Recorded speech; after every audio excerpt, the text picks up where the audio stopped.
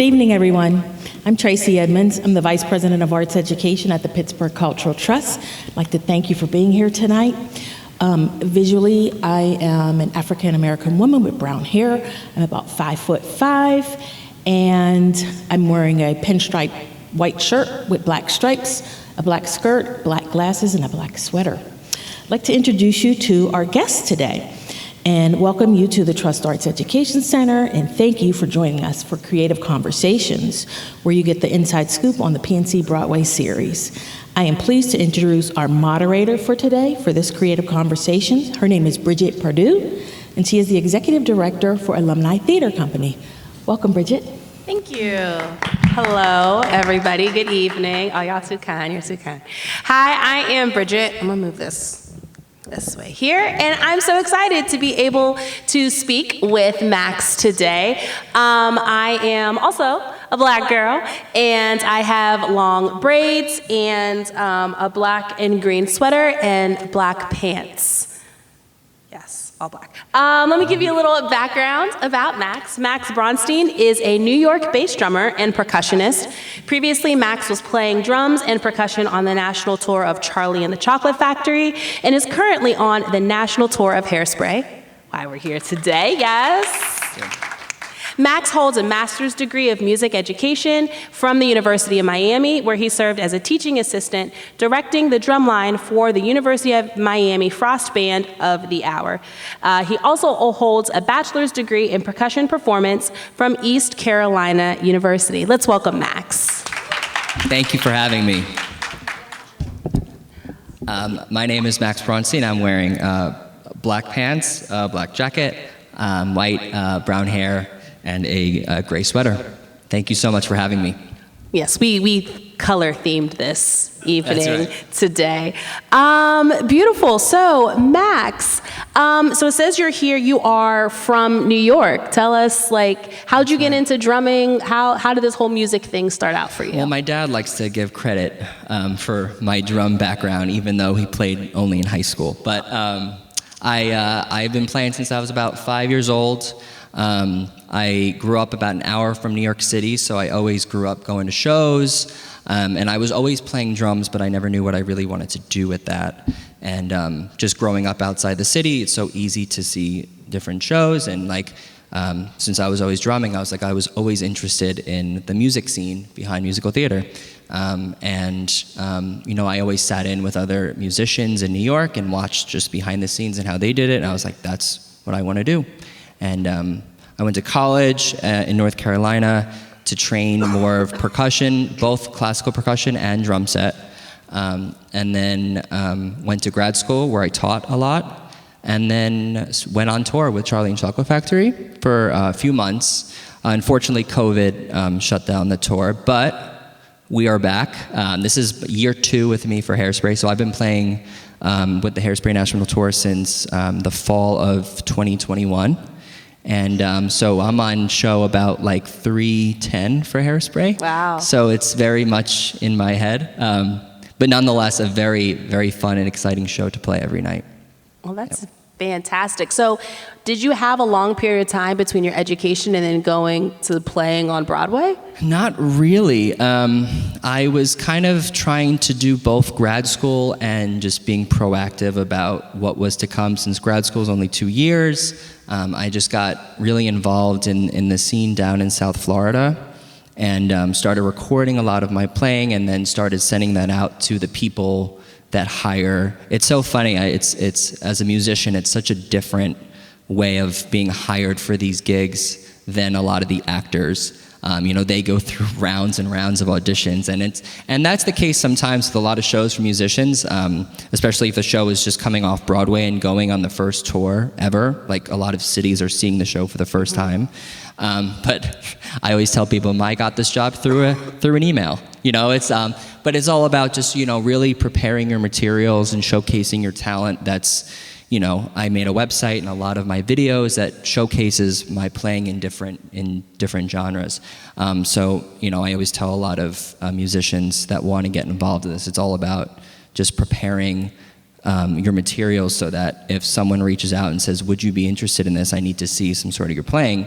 you send them something and it shows like a wide range of what you can do. Yeah. So I learned a lot through that, just getting into it. But I graduated grad school, and I don't know, 3 months later, I was on the road with Charlie and the Chocolate Factory. That's fantastic. So yeah, I was very fortunate for booking that, and I learned. It was just like throwing yourself in fire and just like learning about everything right off the bat, you know, because I did community theater, but that was like taking it to, you know, to the next level. Like 10 next levels. 10 next levels for sure. But, you know, you learn a lot through those experiences, and, you know, you really get into a rhythm once you have 8 shows a week, you know? Right. So 8 shows a week. So that was the question I was going to ask. Like, how do you keep that fresh? You said you've done over 300 shows for Hairspray, which is super impressive. I don't think I've done anything 300 times. Yeah. But how do you keep it fresh? How do you keep the magic there? Totally. People ask that all the time. It's musical theater. Playing music in musical theater is a very unique experience, because it's not like playing in a band where you can do something different every night. It's like you still have to keep it very much the same to an extent, depending on the show. But, you know, because you can throw off the actors if you do something very different, because they're listening to you, you're listening to them, the conductor's listening to you. It's like, it has to be pretty routine.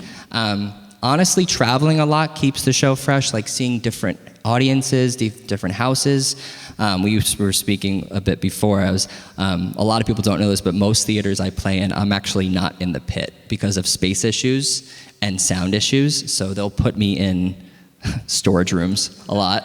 It's a very glamorous life. A lot of storage rooms where they can control the sound, and they can actually have space for me to put my large setup, which is actually not very big compared to a lot of other shows, but it's still a full drum kit with shields and stuff like that.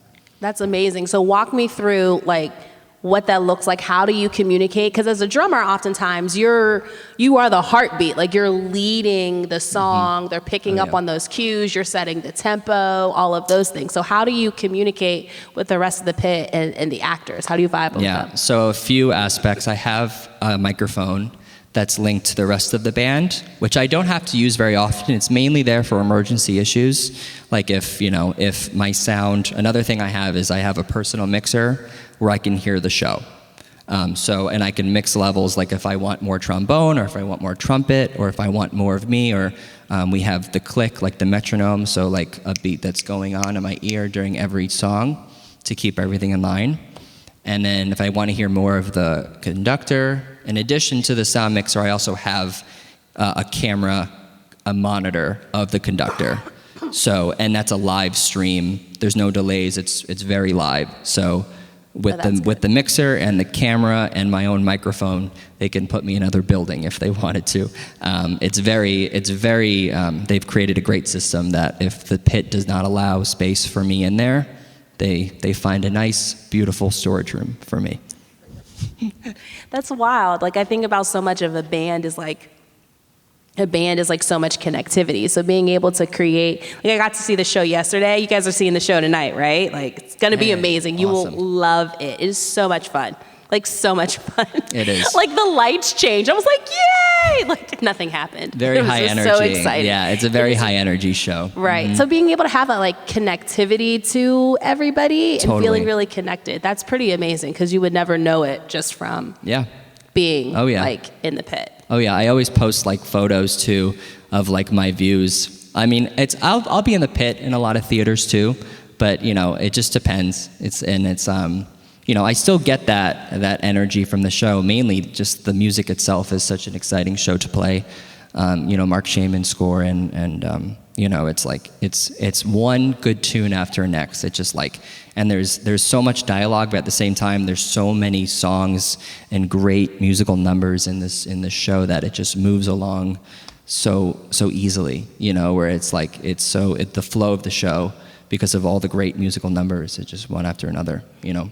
I definitely agree. Like, I feel like Hairspray has so many good already musical numbers, so it definitely puts you, it'd be harder to dislike the show. You'd have to work at it. Totally. Have you ever had like a gig where it wasn't really your jam? How did you how did you deal with that? I loved my time with Charlie and Chocolate Factory. It was It was also a Mark Shaman score as well. Okay. So I like to joke I'm like his personal drummer for all of his tours. You know, it's like I think because of my wide range in training, like being classically trained, not just drum set, that set me up to, you know, if there's mallet stuff, like some orchestral stuff that I need to work out, I am fortunately prepared for that. And you know, I'm never. It's funny. It's like a lot of musicians, like when they get out of college, they're like, I want to do just this. Like I want to just play this. I'm like, you can play that, but it's like you'll work so much more if your range is really large. You know, like, you know, I'm mainly based out of New York when I'm not on tour, and you know, New York is like, you know, there's a million musicians, but there's also a million opportunities.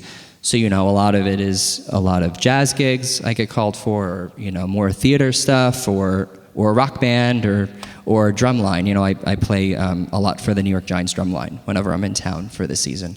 So, you know, it's so important to have such a big range in whatever you do, because the bigger range you have, the more jobs you're available to work for, you know. I love that. I love that. Do you have a favorite song from Hairspray? Run and Tell That and Without Love are by far my favorites. Wow. Yeah. They just never get old. Okay. Yeah. Do anybody know? Do you guys know those songs? Are you familiar? Like Fist of Five, how familiar are you with Hairspray? Okay, we've got some huge fans in the building. Yeah. Okay. Anyone want to shout out one of their favorite songs? What's in your top 3 out of the favorite songs? Good Morning, Baltimore. Good morning, Yeah, it is great. That's a fun song. Of course. Can't Stop the Beat. Yup. All right, one more. All of you musical theater buffs in the space. One more song? I Can Hear the Bells. Yep. It's a great one too. That's fun. And I love the playback comedy that they do with the kind of calling back about I Can Hear the Bells. Cool. I love that. I like this question.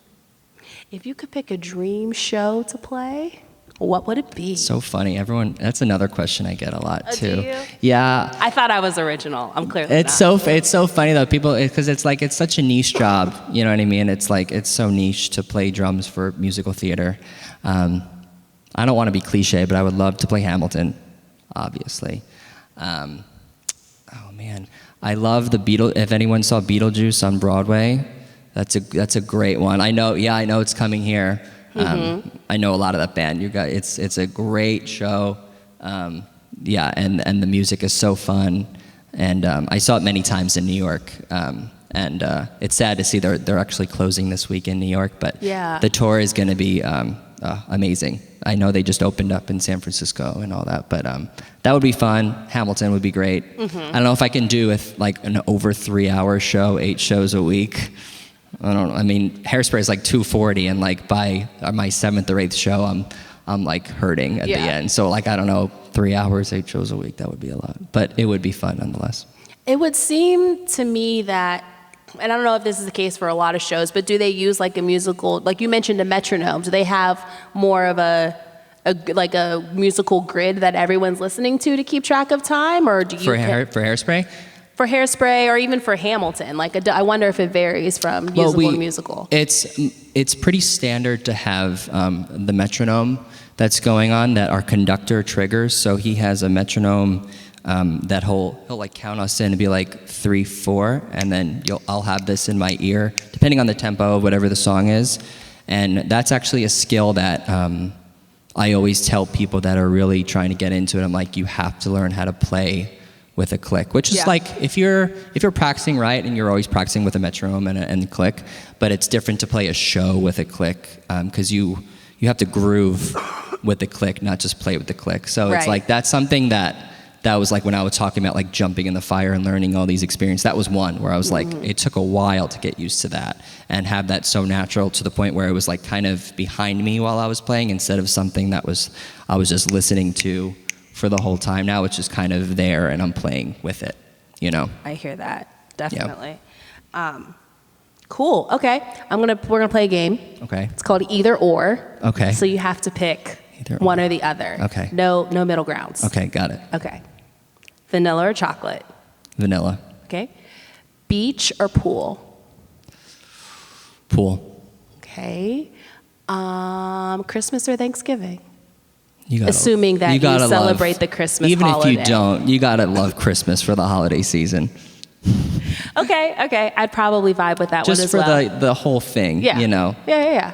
Apples or oranges? Oranges. Okay. If he was a Pittsburgher, I'd say Sandcastle or Kennywood. Sorry, I don't care. So I don't even have a comparison with that, but that's okay. Disney World or Universal Studios? Universal. I love roller coasters. I feel you on that.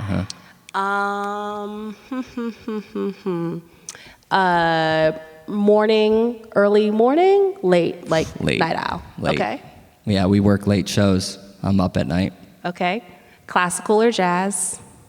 Both? I can't. You're right.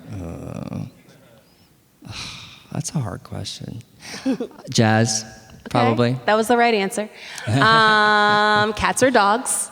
Dogs. Okay. Although I get a lot of, people don't like that, but dogs. It's okay. That's all right. Would you rather be hot all of the time or cold Hot all of the time? I'm the same way. No one ever picks that. I lived in Miami for 2 years, and I don't regret a day there. Rather be hot. I brought 100%. like 3 sweaters with me to Miami, and I didn't wear a single one for 2 years. I love it. Although I know it's warm here right now. It's like, I'm all is about so that weird. too. New York was the same way. Yeah. After being like super, super cold, now it's, but that's Pittsburgh for you. What are you going to do? Yeah, it's true. What are you going to do? I'm trying to think of any other fun things. Do you get to interact with the cast a lot when you're in Hairspray? Okay. Yep. So tell me more. What does that look like? And how are theater people different from band people?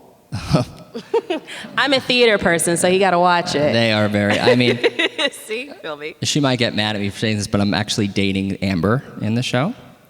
Oh, the audience felt some type of way about Amber. It was hilarious. I was like, I guess I'll clap for her. Yeah. So support her tonight. No, it's. She's very talented. Yeah, she's a great. Very talented She's great. She was Luann in the show last year in the ensemble, and then she's Amber this year. But it's very interesting touring because, in New York and on Broadway, it's very much a job. And it's more like a lifestyle on tour because you work with these people, you travel with them, you live with them, you're always around them, which is good and bad, but it's this company here at Hairspray is very, everyone hangs out with everyone. Like That's it's cool. and that's been my experience on my touring. I hear other stories where it's very, people have their cliques and circles, which is normal. Like as you tour and you get people have different, lifestyles. They like early mornings, like we were saying, but it's it's I feel very lucky with this company. I feel like everyone is very involved, and everyone is including everyone in different hangouts before and after the show, and on our long travel days and all that too. That's awesome. Yeah. When I think about Hairspray, I think about like the plot and the storyline of Hairspray, one, it being set in the 60s, kind of this, segregation, integration kind of flux. And when you have a show that's like historical like that, and even though like Hamilton, like Lin-Manuel Miranda had to address a lot of things like as, the unfolding and like the racial reckoning that we've had in our country over the past few years. Like, how do you think the story of Hairspray has like stood up, I guess, maybe? Yeah, it's over the years. When we first opened it last year, I feel like it was like more important than ever to do a show like that, coming off everything that happened in 2020. And, I play such a small part in the story. It's like I'm supporting the show every way I can with my music. But, that's a thing that, the cast really takes the time to understand the story and respect each other and tell and make it a way that really makes sense for the audience to reach and to make it as meaningful as possible. It's so interesting as a musician because it's like we can only do so much as support the score and the music for the show, but we are involved in the company and creative conversations about the show and how it's so important to tell across the country and the world. And I feel lucky to play a small part in that story. For sure. Yeah, no, I totally jive with that. And I feel like, when I saw it last night, I always want to say Where I've Been. Is that the name of the song? I Know Where I've Been. Yes, Yeah, I yeah. Know Where I've Been. It's like that is the moment in the show where they're not talking about dancing. Right. You know what I mean? You can tell that it was like inspired by Sam Cooke's Change Gonna Come. Like it has that entire vibe to it. Absolutely. And just as an audience member and seeing, I mean, yes, the progress and such has been made, but still so much farther to come. It's, to me, that's like the linchpin in the show that just really kind of brings it all together and reminds us of the truth of, you know, where we are and how much farther we have to go, but the strides that are being made and how people are, you know, really working together and helping each other when it comes to race and equality. Yeah, and I think that number too is so important too because, you know, Hairspray is, you think it's, you know, it's very light and fun and the music is energetic and then, you know, it brings you that number where the audience can just breathe and listen to what they're saying and what they're singing before it just keeps moving along like this. Right. But it's really such an important number and it's a story that, you know, I feel like is just so important and, you know, that number really, I think really brings in the audience to like, you know, because you're dancing your seat a lot and then that number, everyone, you really, you know, I've actually never seen the show before. I heard it's great because I'm drumming. Yeah, I know. I just know. Yeah, but you know, I know the audience is. It's really a number where everyone just really focuses in on and just really listens and respects it. And Yeah. One of the things that, well, I don't want to give too much away. I'll refrain. But I like the choices, like the directing choices that were made to like keep the moment somber. There's like not as much happening on stage, and that's really cool because it is allowing the song and that message to just kind of speak for itself. Right. A lot of other numbers are very busy and there's moving parts everywhere, but you're right, that moment really brings in on the story and what Sandy is singing in that number. Yeah. But there are so many fantastic numbers and so much dancing. You almost get tired watching it all. You will be dancing tonight, Yes. so get ready. And having all of the songs in your head. I'd love to open it up for the audience. Are there any questions that you have for Max or about Hairspray? Yes. Oh, and we have a mic. Please use it so that all of our friends can hear you as clearly as possible. So my best friend is a very talented drummer. Would you have any advice for him if he wants to go towards this field in the future? Yeah, I mean, he lives in the Pittsburgh area, or the first thing I would say is tell him to reach out to all the drummers that are coming through to all the shows that come. You guys have a great season here in Pittsburgh, all huge shows. So I would say tell him to definitely reach out to all the drummers. Find a way to, you know, you can Google the show and see who the conductor is and all that, but I would say definitely reach out and see if he can sit in the pit and watch the drummers to really see what we do every night. And then kind of what I was saying before, just record as much as he's playing, just have materials.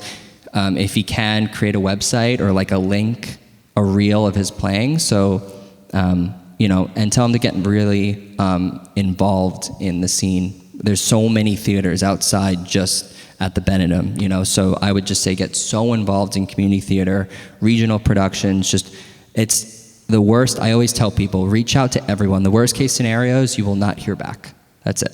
You know, so I reach out to so many Broadway musicians, and most of them, I have a lot of conversations with all of them. So I would say, you know, never be afraid to reach out.